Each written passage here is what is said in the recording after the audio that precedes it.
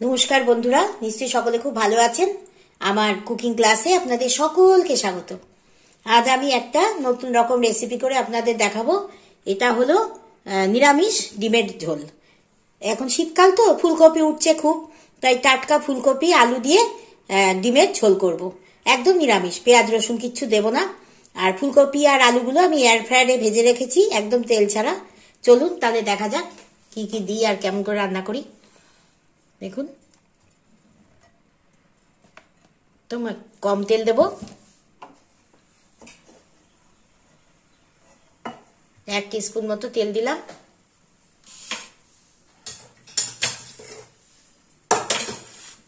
এবার আমি এই তেলের মধ্যে দেব অল্প একটু হলুদ,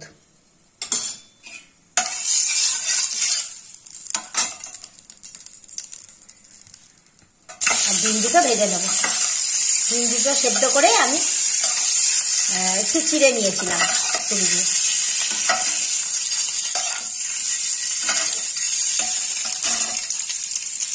ডিম ভাজা হয়ে গেছে, এবার আমি এটা তুলে রাখবো। এবার এই তেলের মধ্যেই দেবো তেজপাতা আর দেবো একটু সাদা জিরে ফোড়ন।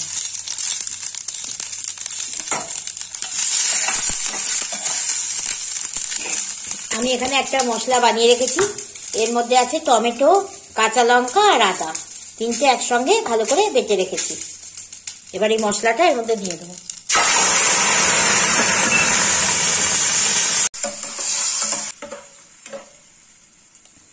এই রান্নাতে পেঁয়াজ রসুন কিচ্ছু পড়বে না। এবার লঙ্কা, যেহেতু কাঁচা লঙ্কা দেওয়া আছে, তাই জন্য আমি আর লঙ্কার গুঁড়ো দেবো না, শুধুমাত্র দেবো একটু হলুদ গুঁড়ো। এবার ভালো করে মশলাটা কষিয়ে নেব, অনেকক্ষণ ধরে কষাবো।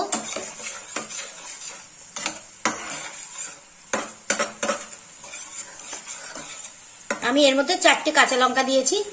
যারা একটু ঝাল কম বেশি খান তারা সেরকম ভাবে দিতে পারেন, বা ইচ্ছা করলে আপনারা লঙ্কার গুঁড়োও দিতে পারেন। আমি দিইনি, আমি একটু শীতকালে যেমন টাটকা সবজির যেমন হালকা ঝোল করে ঠিক সেরকম ভাবেই করছি।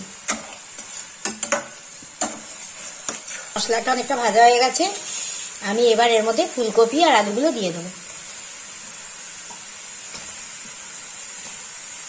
দিয়ে ভালো করে একটু ওই মশলার সঙ্গে সবজিটা নাড়িয়ে নেব, কষিয়ে নেব ভালো করে।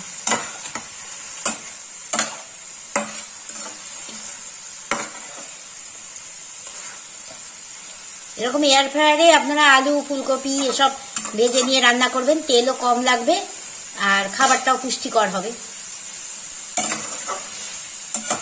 শীতে তো এখন অনেক সবজি ওঠে, আর সবজিটাই বেশি খাওয়া হয় শীতকালে, টাটকা সবজি। এবার আমি এর মধ্যে দিয়ে দেবো পরিমাণ মতো জল।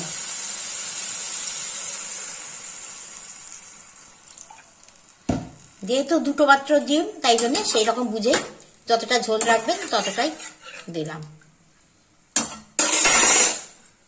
এবার আমি এর মধ্যে দিয়ে দেবো পরিমাণ মতো নুন। যে যেমন নুন খাবেন সেরকম, নুন ঝালটা যে যার পরিমাণ মতো, যে যেমন খায় তেমন।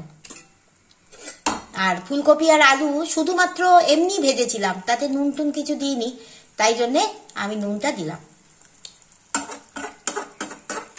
নুন দিয়ে ভেজে নিলে তাহলে নুন একটু কম দিতে হতো। এর মধ্যে আমি ভেজে রাখা ডিমটাও দিয়ে দেবো, আর একটু ঢাকা দিয়ে রাখবো। খানিকক্ষণ ঢাকা দেওয়া থাক, তারপর দেখাচ্ছি।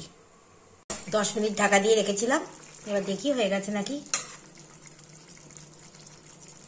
হ্যাঁ, আলু ফুলকপি সব সিদ্ধ হয়ে গেছে। আর দেখুন, যেহেতু টমেটো বাটা দিয়েছি সেহেতু রংটাও খুব ভালো এসছে। এবার আমি অল্প একটু গরম মশলা দেবো।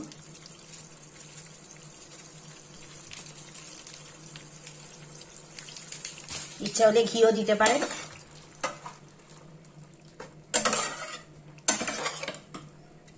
একদম রেডি, আমি নামিয়ে দেখাচ্ছি।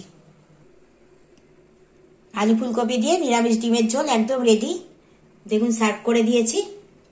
সারা বছর তো পেঁয়াজ রসুন দিয়ে ডিমের কারি খাওয়াই হয়, এই শীতকালে নতুন ফুলকপি উঠছে আর নতুন আলু উঠছে, তার স্বাদই আলাদা। সেই আলু ফুলকপি দিয়ে করে একবার বাড়িতে দেখবেন, খুব ভালো হবে।